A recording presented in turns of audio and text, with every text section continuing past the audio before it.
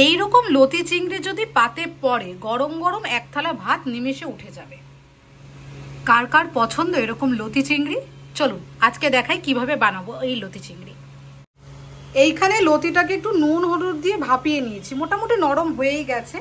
আর এই যে চিংড়ি মাছটাকে নুন হলুদ দিয়ে মেখে রেখে দিয়েছি মোটামুটি 10-15 মিনিট। এবার এটাকে একটুখানি তেল দিয়ে সতে করে তুলে নেব। তারপরে আর হ্যাঁ, এইখানে একটু সর্ষে আর আমি বাটি নিয়ে এই গুঁড়োটাকে গরম জল দিয়ে এখানে করে দিয়েছি, এইটাই হয়ে যাবে, ম্যানেজ হয়ে যাবে আর কি। আমি বারবারই বলি যে কোনো বাঙালি রান্না আমি সর্ষের তেলেই করতে পছন্দ করি, তাই এটাও সর্ষের তেলেই করছি। আর লতি টতি এইসব রান্না তো অন্তত সর্ষের তেল ছাড়া আমার পোষাবে না। এবার চিংড়িটা একটু হালকা সতে করে তুলে নেব,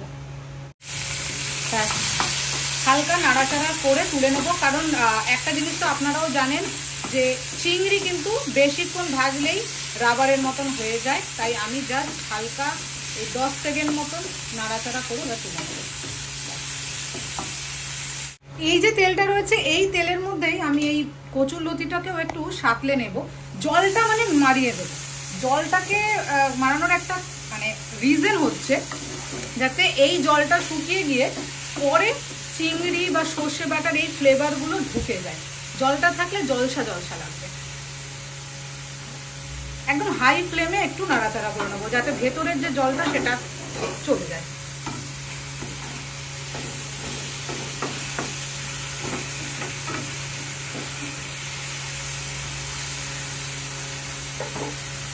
এই এখানে 3টে কাঁচা লঙ্কা কুচিয়ে নিয়েছি। এবার এটাকে আর কিছু পরিষ্কার করছি না, এর মধ্যেই একটু সর্ষের তেল দিয়ে কালো জিরে ফোড়ন দেবো আর কাঁচা লঙ্কা দিয়ে তারপরেই ওইটাকে দিয়ে সর্ষে বাটা দিয়ে নাড়িয়ে চাড়িয়ে নামিয়ে দেবো। এমন কিচ্ছু হাতি ঘোড়া নেই এটায়।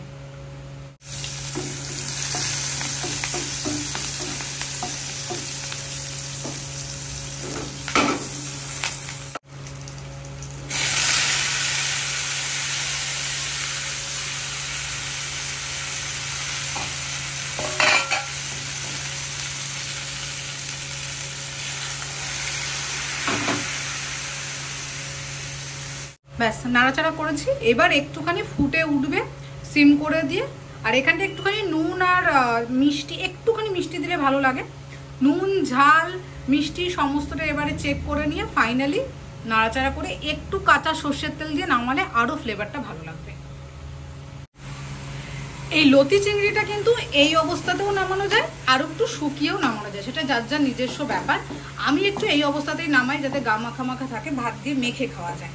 ব্যাস এই অবস্থাতে আমি একটুখানি সর্ষের তেল দিয়ে দেবো। ব্যাস এই একটু সর্ষের তেলটাই গায়ে লেগে থাকবে, হালকা একটা সর্ষের তেলের ফ্লেভার আসবে, সেটাই আমার ভালো লাগে। ব্যাস রেডি।